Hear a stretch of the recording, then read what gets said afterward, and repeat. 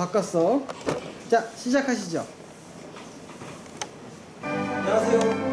당신이 알던 삼국지가 아니야를 국제 수험원들을 대신해서 발표하게 된 사학과 19학번 김선입니다. 수험 목표의 구성에 대해서 알려드리겠습니다. 과거의 삼국지를 읽는 데는 두 가지 관점이 있습니다.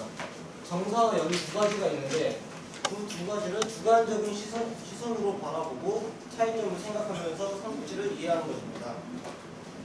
우선 제갈량의 타임라인에 대해서 먼저 간략하게 보고 가시겠습니다.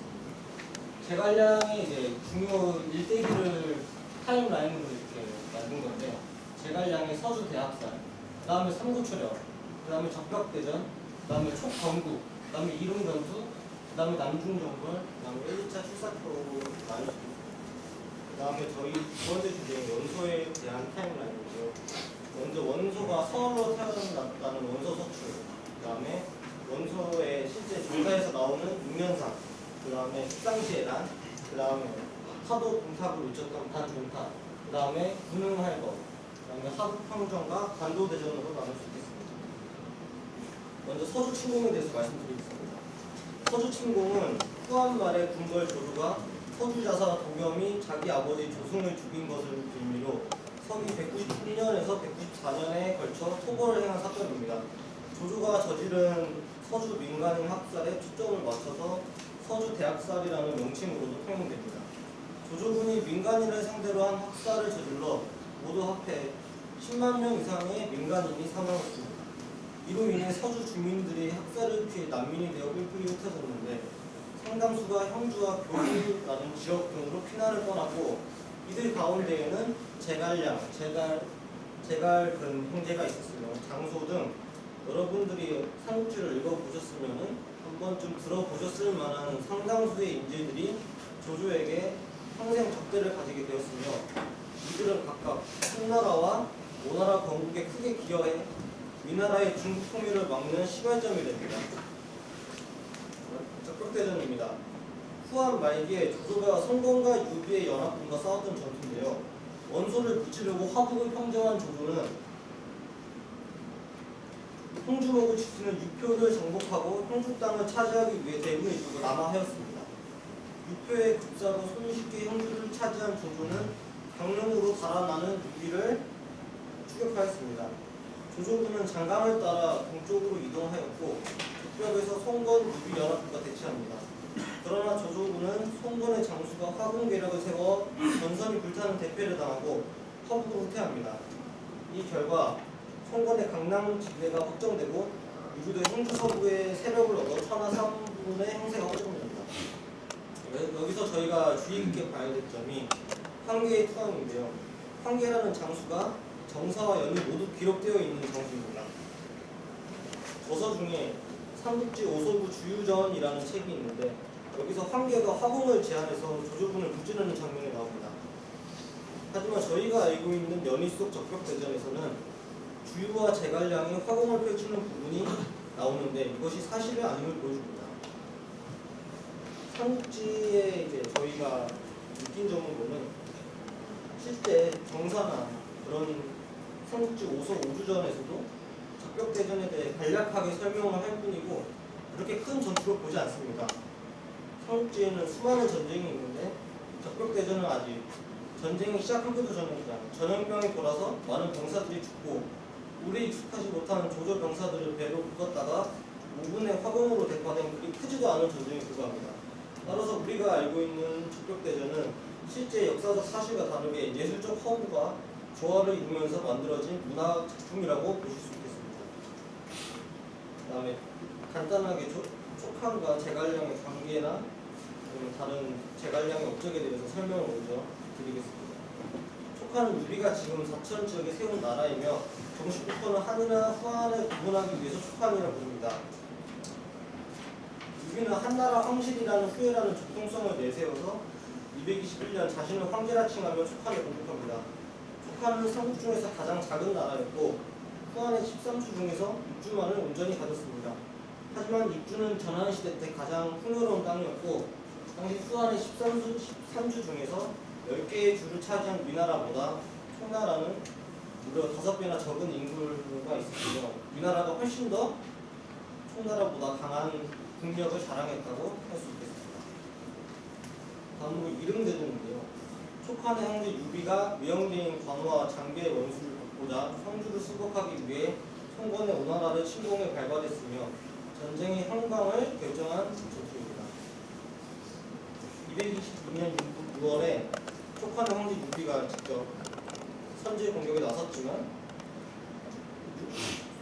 오나라 육손이 이끄는 오나라 군대의 화공에 당해 촉군은 이에 대응하지 못하고 촉군의 전선이 무너지고 유비 역시 퇴각하게 됩니다. 이 전투가 바로 이릉대전인데요.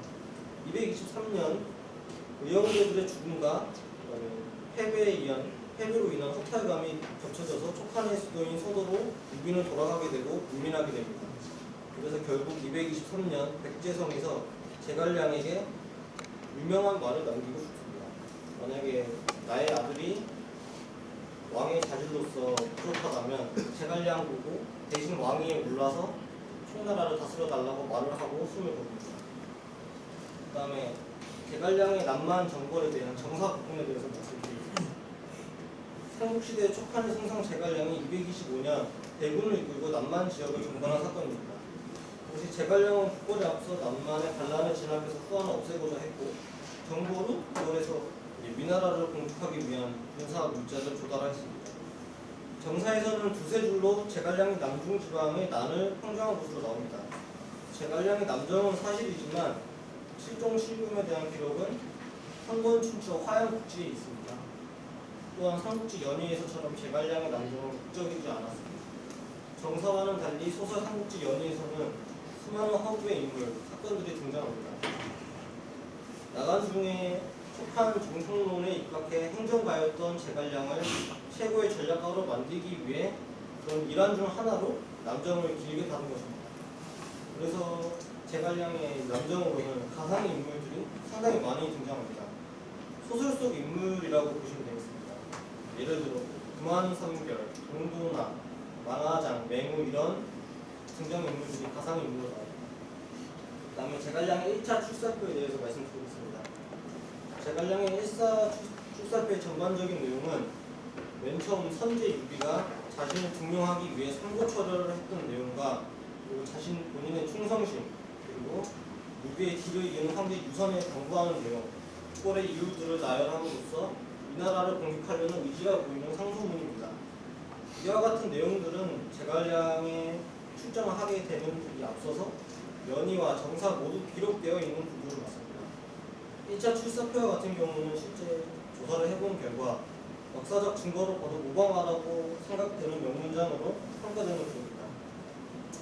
하지만 2차 출사표가 문제인데 저희가 조사를 해본 결과 전반적인 내용은 국보를 하고자 하는 의지를 보이면서도 황제인 유선을 향한 질책의 여러 가지 예시를 들어 꾸짖는 내용이 담겨 있습니다. 그래서 2차 출사표가 유작이라는 논란이 많은데 저희가 세 가지 이유가 있었습니다.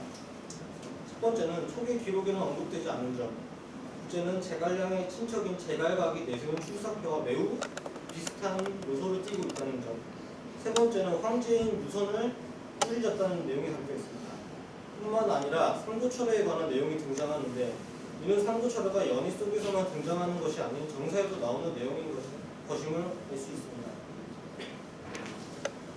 마지막으로 제갈량의 정사와 연의의 차이점에 대해서 말씀드리겠습니다. 연의에서의 제갈량은 전지전능하고 유능한 군사로 표현되는데 이는 주인공으로서 유비의 사후 스토리를 전개하는 인물로 제갈량을 선택했기에 그런 것이 아니고 했습니다. 정사에서의 제갈량은 명제상이었지만 나관중은 그런 제갈량에게 전지전능함을 추가해 이런 제갈량과 함께 없기에 삼국지의 어느 주인공인 유비의 총나라가 강대국이 되었고 가장 약한 나라였지만 오나라 윗나라의 견제에도 끄떡없다는 것을 보여주고 싶었던 것이 아닐까라는 생각을 해봅니다. 연의에서 날씨를 바꾸고 뛰어난 참모 능력으로 전쟁을 승리로 이끌며 탁월한 임기응변으로 위기에서 벗어나는 모습을 통해 촉한의 성수통일이라는 꿈을 꾸도록 만드는 중이죠. 예를 들어 우리가 어릴 때 신라나 백제가 아닌 고구려가 통일을 했으면 어땠을까라와 같은 맥락이라고 생각합니다. 다음으로 원소에 대해서 발표하겠습니다. 원소 파트 이어서 발표하게 될 1파트 김우진입니다. 일단은 원소란 인물에 대해 먼저 알아봐야 될 텐데요. 원소란 인물 자체가 연희에서는 명문가 원시 가문의 후예란 이유로 이 가문의 힘만을 빌어서 성공한 인물이라고 묘사되지만 실제로는 원소란 인물이 서자였고 이 서자였기 때문에 집안에서도 종놈이라고 불리는 등의 역할을 불린 등의 모습을 보였습니다. 하지만 원소가 정모의 6년상을 통해서 가문에 인정받게 되었고 이 6년상 과정에서 청류파 인사들과 수많은 교류를 가지면서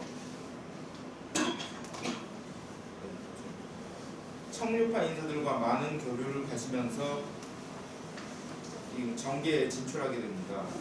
이 대표적인 게 서원팔교위란 그 황제 직속 군대인데요. 이 서원팔교위에서 중궁교위를 맡는 등의 역할을 수행하였으며 이후 하진의 최측근에 있던 인물이라고 할 수 있습니다.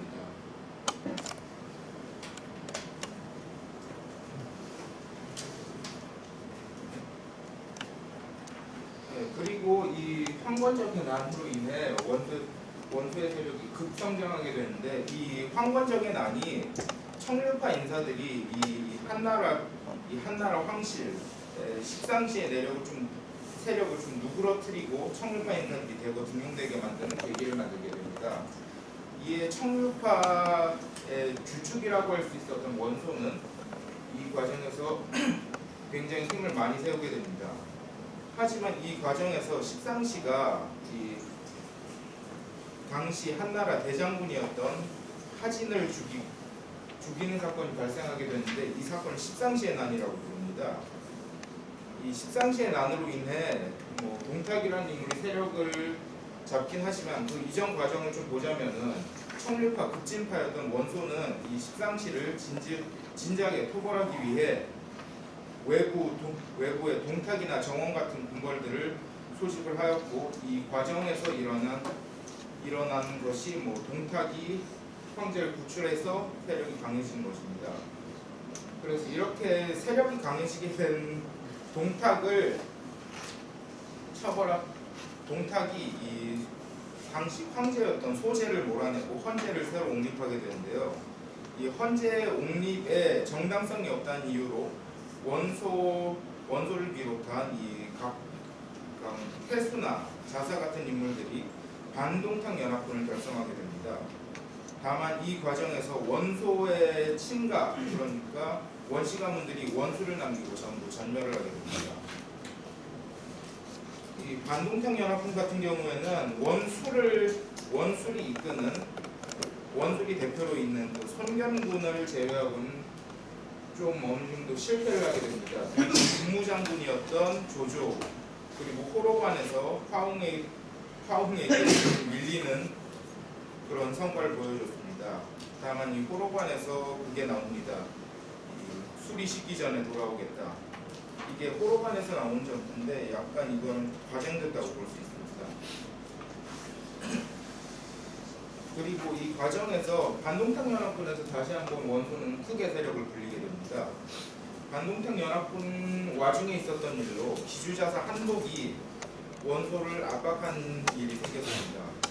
이 배경을 좀 살펴보자면은 당시 원소의 직위가 발해 태수였고 발해를 포함하고 있는 지역인 기주의 자사인 한복이 이 원소를 압박하게 된 것인데요.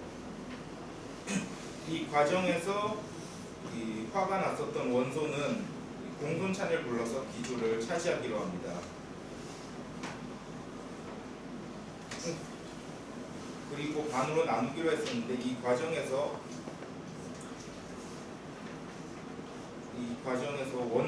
원소가 이 약속을 지키지 않아서 개교 전투가 시작됩니다. 공손찬하고 원소가 전쟁을 벌이는 건데요. 이 과정에서 원소가 승리합니다. 이 과정에서 공손찬 살아남는데 여기에서 좀 부각된 점이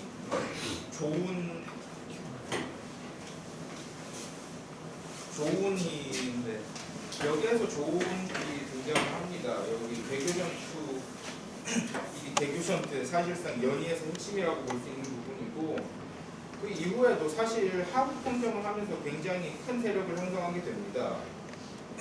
하지만 관도대전에서 독선적인 성격 때문에 전풍, 신배, 동기 같은 그 본인 휘하의 참모들을 무시했고 최종적으로 허유의 배반으로 인해 원소군의 허실이 조주한테 드러나게 되면서 관도대전을 패배하게 됩니다.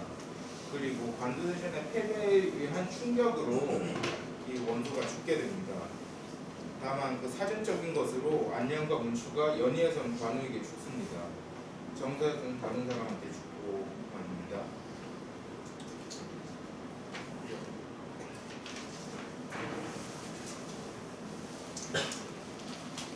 마지막으로 제가 저희 조가 조사를 하면서 느낀 점에 대해서 발표를 하겠습니다. 저희 조가 이 주제를 선정하게 된 이유는 단순히 삼국지에 대해 흥미가 생겼기 때문이 아니고 삼국지로 알려진 이 유명한 역사가 소설과 전사 차이가 이상하리 만큼 많았기 때문에 공부를 해볼 가치가 있다고 느꼈습니다. 그 중에서도 제갈량과 원소가 정사와 연의 차이가 많이 났고 그래서 주제로 선정하게 되었습니다. 저희 조가 이 주제들에 대해 공부하기 전에 했던 것들이 있습니다. 바로 먼저 생각을 해보고 그 다음에 정사와 연의에 끼워 맞춰보는 것이었습니다. 쉽게 예를 들자면 저는 원소가 용맹만 있고 시대의 정황을 잘 파악하지 못하는 인물이라고만 생각했습니다. 왜냐하면 어릴 적에 읽었던 소설 삼국지에서는 원소의 모습을 그렇게 기억을 했기 때문입니다. 제가. 하지만 정사를 공부하고 나니 전혀 다른 원소의 모습을 볼 수 있었습니다. 이와 같이 같은 인물에 대해서도 여러 가지 얘기가 많습니다.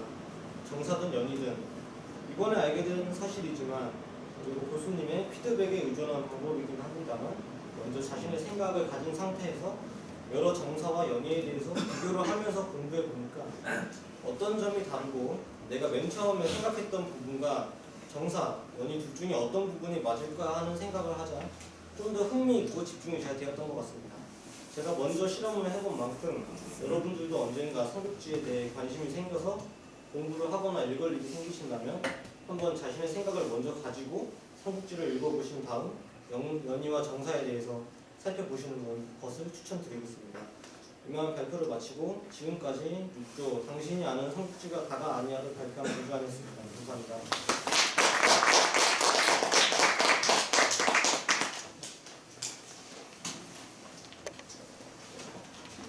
내용적 질문은 아닌데 PPT 혹시 조원들끼리 컨펌을 안 했나 싶어요. 왜 이렇게 가독성이 떨어지는 PPT를 발표를, 그러니까 이렇게 가독성이 떨어지는 PPT로 발표를 한다는 게 조금 조원들끼리 그런 컨펌 이야기 얘기 안 했나요? 사실 저희 조가 PPT를 만들고 나서 다 한번 보고 맞추긴 했었는데 실제 앞으로 나오니까 저나 김호진 선수가 좀 떨려가지고 안 맞는 부분이 있었던 것 같아요. 그 부분은 제가 인정하겠습니다. PPT가 제갈량이랑 원소에 대해서 설명을 한번 잘 들었습니다. 근데 적벽대전 내용이 나오는데 그 적벽대전을 언급한 이유가 한 번 더 듣고 싶고, 그리고 아까 보니까 적벽대전이 큰 전투가 아니라고 하시는데 거기에 대한 증거를 한번 보고 싶습니다. 삼국대전이 큰 전투가 아니라고 나오는 저서가 몇 개가 있는데 삼국지 촉서 선주전이라는 책과 그다음에 삼국지 우서 오주전이라는 책에서도 적벽대전에 대해서 아주 간략하게 두세 줄만 나와 있을 뿐인데 실제로 큰 전투로 보지 않습니다. 예를 들어 저희가 아는 거 제가 아까 말씀드렸다시피 뭐 제갈량의 남만 정벌이라던가 그런 전투는 거의 뭐 책에 반장 정도, 반권 정도 달하는 정도로 쓰여 있는데 적벽대전은 한 두세 줄밖에 적혀있지 않습니다.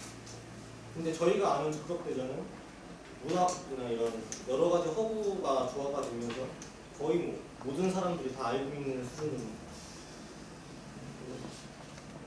근데 그러니까 이제 내용이 짧은 것에서 큰 전투가 아니라고 말씀을 하시는 것 같은데 오나라의 전사에서는 전쟁에 대한 기록이나 내용이 풍부하게 남겨져 있다고 알고 있습니다. 그건 조사를 안 하신 건지 궁금하고, 그리고 아까 남만정과에서 이제 포구 쪽 일화나 그런 대관량의 약간 이제 업적을 좀 더 강조하기 위해서 했다고 되어 있는데, 당시에 남만정벌 일화 후에 만두에 대한 일화가 나옵니다. 그럼 거기에서도 이게 연희에서 비롯된 거고, 이게 그러면 그 일화가 어부인 것인지 그거에 대해서 알고 싶습니다. 그 만두에 대한 유래는 저희가 조사를 했을 때 나왔었는데요. 네, 49명의 이제 살아있는 사람들을 죽여서 제사를 지내야 강을 건너서 촉으로 돌아갈 수가 있는데, 제갈량이 이제 생 사람의 목숨을 죽일 수 없다고 해서 만든 것이 만두의 기원입니다. 근데 그 내용이 정사에는 기록되어 있지 않고 연희에만 기록되어 있는 점을 보아서는 아마도 이건 저희가 생각을 했을 때 아마 허구적인 요소가 포함이 되지 않았을까라는 생각을 하고 있습니다.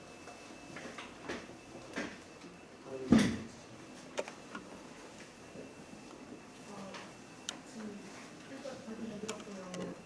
저희랑은 좀 관련이 있는 주제다 보니까 열심히 들었는데, 발표 내용보다는 외적인 거 구성적인 부분에 대해서 좀 질문을 드리려고 하는데, 혹시 문제 해결 안 쓰실 때 제시하신 문제라든가 아니면 현황 진단이 어떻게 되었을까요? 처음에 저희가 저번 주에 발표를 했을 때는 원소와 제갈량을 먼저 정밀 분석을 하고, 그 다음에 저희가 먼저 주관적인 생각을 넣으려고 넣겠다고 말씀드렸습니다. 이 조가 화두로 던지는 게 어떤 건지에 대해 가지고 궁금한데, 의문이 있으면 그거를 풀어나가는 것이었으면 좋겠는데, 이 발표에서는 어느 정도 알고 있는 내용들을 정리하는 거로 보였거든요. 그래서 어떤 문제들을 해결을 하셨는지, 그리고 좀 문제 제기를 어떻게 하셨는지. 저희 조가 이제 정사하고 연희의 차이점에 대해서 먼저 발표를 생각을 하는 중, 정사하고 연희의 차이점에 대해서 먼저 알아보고, 본인의 개인적인 생각을 하면서 삼국지를 읽자는 게 주 목적이었는데, 말씀하신 부분이 부족했던 것 같아요. 저도 지금 앞에 그 질문해 주신 분이 동일한 질문이기도 하고 지금 조에서 나온 게 동시하다면, 그 아까 전에 PPT 이거 컨펌 받았네 이렇게 물어봤잖아요. 그거에 대해서도 저도 좀 읽다가 좀 읽는 도중에 지금 넘어가는 그런 불상사도 있어가지고 좀 아쉽더라고요. 그래가지고 저도 이 부분에 대해서 앞에 질문하신 분이 진짜 궁금한 게 있었는데, 뭐 기본적으로 조조가 대표적인 예시긴 해요. 뭐 되게 소설에서는 간사하게 나오는데 알고 보면 상당한 침략가다 뭐 이런 얘기를 많이 듣긴 했었거든요. 근데 그거에 대해서 뭐 2조에서 지금 제시하는 문제에 대해서는 저도 공감하는 바긴 한데, 그래서 결론적으로 제갈량과 원소에 대해서 어떻게 생각하시는지, 그냥 지금 뭐 차이는 있다 이런 얘기는 들었는데, 그래가지고 조에서는 어떻게 그 사이에서 어떤 의견을 내놓는지 저는 그게 궁금하거든요. 제갈량이랑 원소를 지금 대표로 내주셨잖아요. 네. 조조에 관해서는 저희가 주제로 선정한 부분이 아니어서 제 생각을 말씀드릴 수 있는데, 저희 조끼리 생각한 건 아닙니다. 제갈량에 대해서는 저희 주제였기 때문에 말씀을 드리자면, 제갈량이 저희가 알려진 만큼 이렇게 날씨를 바꾼다거나 아니면 중국 역사상 최고의 청략가로 평가되는데, 그러한 부분이 과장된 부분은 어느 정도 있는, 흔히 말해 거품 낀 인물이라고 생각을 합니다.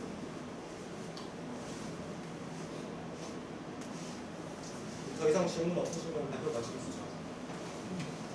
그 남한중의 삼국지라는 소설이 지금 이 실제 한국 시대에 비해서 좀 후대에 쓰여진 그런 소설이잖아요. 그러면 이제 이 엄연히 소설이고 정보성과 문학성이 들어간 만큼 작가의 의도가 있다고 보는데, 이러한 작가의 의도가 이제 정사와의 차이를 만들어낸다고 저는 생각을 하는데, 혹시 이러한 그 작가의 의도는 어떻게 해석할 수 있을지 생각을 해보신 적이 있는지.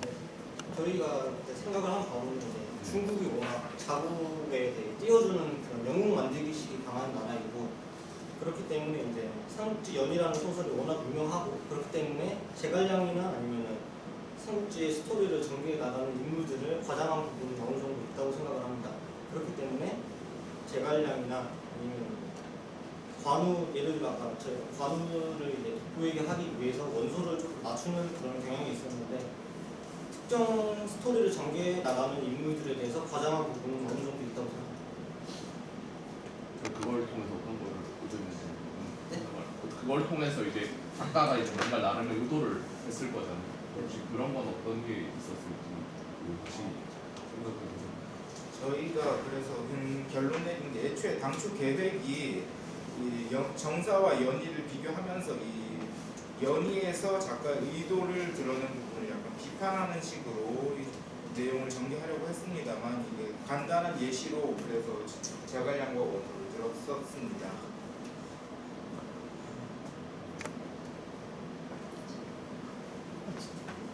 네.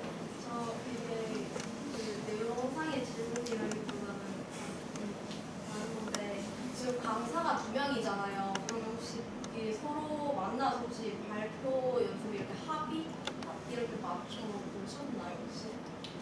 저희가 그렇게 자주 만나서 막 합을 맞추고 그러지 않았습니다. 그러니까 서로 만나서 발표 연습을 해보진 않았다. 해보기는 했습니다만 한번 근데 지금 이게 강의 파트를 나눠서 따로따로 하신 거죠? 제가 이런 얘기를 드리는 이유가 제가 느끼기에는 한 명은 대본이었고 한 명은 대본이 있는데 한 명은 대본만 너무 글을 보고 한 명은 완벽하게 외우지 못해서 조금 끊기는 면도 있고 뭔가 따로따로 하는 느낌? 그리고 이거는 모의 강의인데 발표를 한다는 느낌? 실제로 이렇게 강사님 말씀하신 분들처럼 이번 뭐 발표는 이런 얘기를 하셔가지고 저는 솔직히 이거를 강의를 들었다기보다는 발표를 들었다는 느낌이 강했습니다. 일단 끊긴 거는 제가 좀 지금 허리도 아프고 해서 굉장히 죄송한 부분입니다. 건강 컨디션을 좀 관리를 못해서 굉장히 죄송합니다. 그냥 진짜 느낌이 좀 그랬습니다. 그리고 제가 뭐 긴장하면 대본 같은 게 안 보이는 체질이었어요. 죄송합니다. 자, 수고하셨습니다.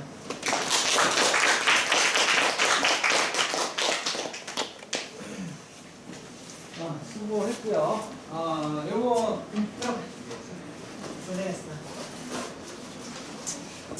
그쪽으로 들어가면 카메라가 클로즈업을 할 텐데 어쨌든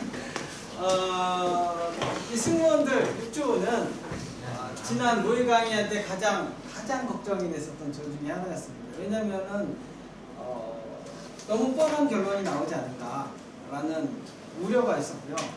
그 우려가 어느 정도 적중을 하긴 했지만 그래도 그 모의 강의안에 비해서 엄청 많이 발전했다고 생각을 합니다. 그리고 그 마지막에 그 해선하고가 얘기한 것처럼 발표에는 약간 문제가 있었어요. 어떤 문제가 있었냐면은 이제 그 김주환하고는 계속 여기를만 보고 있었고, 그리고 김우진하고는 외워서 한 건 되게 좋아요. 근데 외워서 하면은 아까 그 제가 좀 전에 말을 했었던 것처럼 이렇게 보면은 이게 뭐라 하지? 사람들이 여기를 볼 수도 없고 여기를 볼 수도 없고 그러지만 외워서는 다 자기를 쳐다본단 말이죠. 그러면은 몸짓이라든가 아이 컨택을 해줘야 돼요. 딴 데를 보면서 외워서 하면은 오히려 좀 쟤는 왜 저러지? 뭐 이런 그게 있습니다. 그 부분 죄송한 게 아니라 모든 사람이 앞에 나와서 강의를 하면은 다 긴장하게 돼 있어요. 그래서 다음에 할 때 좀 개선을 하라고 얘기를 해드리는 건데, 그리고 또 하나 지금 4개 조가 발표를 하고 2개 조 남았죠. 다 마찬가지로 지금 해선학부가 얘기한 것처럼 강의가 아니라 발표인 것 같은 느낌이 많이 들어요. 강의는 뭐냐면 자신 있게 해야 돼. 내가 아는 것을. 그래서 우리 PBL 수업을 한 겁니다. 내가 공부해가지고 이거는 내가 전문가야 라는 생각으로 이렇게 가르쳐줘야 되는데 이게 자신이 없어. 질문이 오면은 딱 얘기를 해야지. 이거라고. 그래서 아니라 그러면 공부해봐. 내가 너 공부하고서 얘기해봐. 내가 공부한 거 하면 이거야. 라고 이렇게 믿음을 심어줘야 되는데 그런 게 조금 다들 이제 부족합니다.